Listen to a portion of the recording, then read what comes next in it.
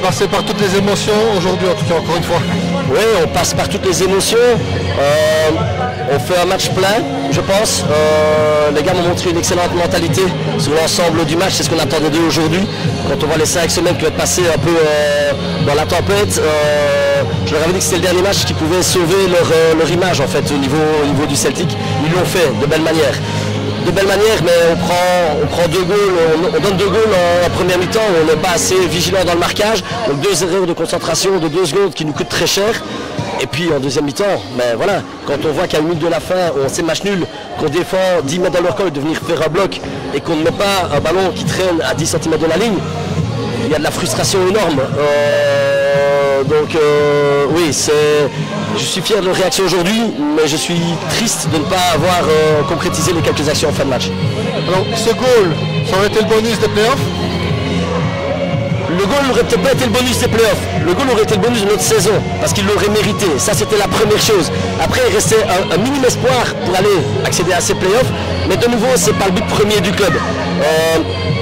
On vient de passer 5-6 semaines dans la tempête que je viens de te dire, mais l'objectif du club, c'est de se sauver. On l'a fait, de belle manière.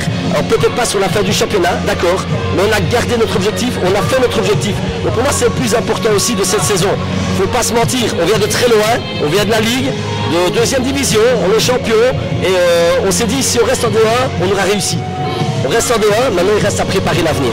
Tu viens un peu d'anticiper ma question, parce que j'allais justement te demander le bilan de la saison, et le bilan du Celtic Visé depuis que tu es là, tu viens de le résumer. Ben, depuis que je suis là, oui, mais encore une fois, comme je te dis, c'est pas moi, c'est pas un en particulier, c'est tout le monde.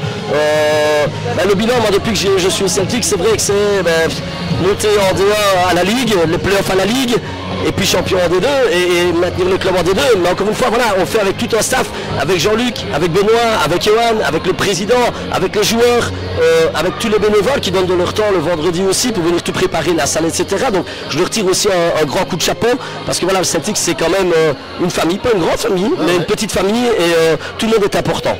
Et j'ai eu le privilège de côtoyer cette famille et peut-être même de rentrer dans cette famille cette année avec vous? Ben oui, on a été d'accord d'être accepté avec grand plaisir. Donc voilà, donc allez, il y a de la déception sur la fin de la saison, mais il y a quand même une fierté de pouvoir dire ok, on avait l'objectif de rester en D1, on y est, maintenant préparons l'avenir sereinement.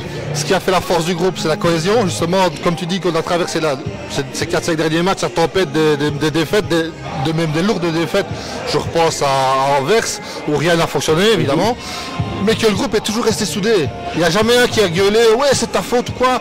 Non, c'est des bons gars, et puis c'est un groupe qui vit, comme dans tous les groupes.